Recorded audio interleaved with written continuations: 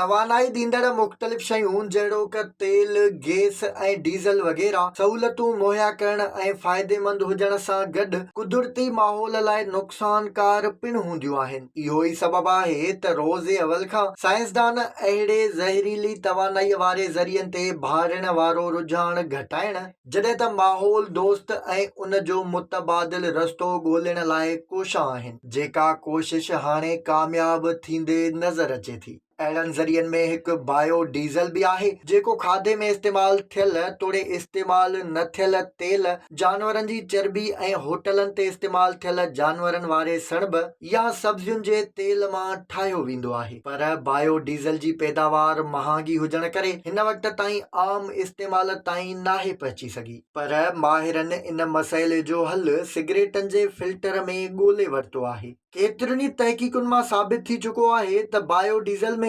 ट्रेग्लिसराइड, ट्राइसेटिन जहिड़ा मुरकिब गॾाए हवाई गदिलाण में घटिताई आणण सां गॾु उन जे ॿारण वारे मुद्दे में वाधि करे सघिजे थी।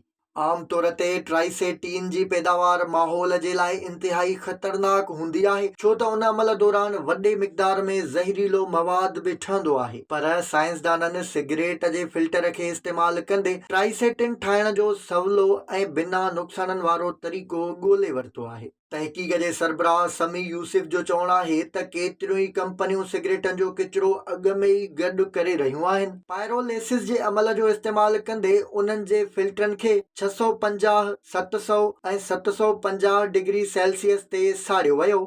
केतिरनि ई तजुर्बनि खां पोइ माहिरनि अॻियां इहा ॻाल्हि साम्हूं आई त ट्राइसेटिन जी सभ खां वधीक पैदावार, जेका 43% आहे, 750 सेल्सियस ते हासिल कई वई, जॾहिं त इन दौरान 38% तेल, 25.7% ॿी एनर्जी ऐं 36.4% गैस बि हासिल कई वई। माहिरनि चयो त इहे सभ जो सभु शयूं हक़ीक़ी तौर ते इस्तेमाल जोॻियूं आहिनि। अहिड़ी तहक़ीक़ खां पोइ इहा ॻाल्हि साम्हूं आई आहे त सिगरेटनि जे फिल्टरनि खे मख़सूस गर्मी पद ते साड़े तेल ऐं गैस हासिल करे सघजनि था, जेकी मौजूद माहौल दुश्मन एनर्जीअ वारे ज़रियनि जी जाइ वालारण समेत सवला ऐं सस्ता पिणु साबित थींदा।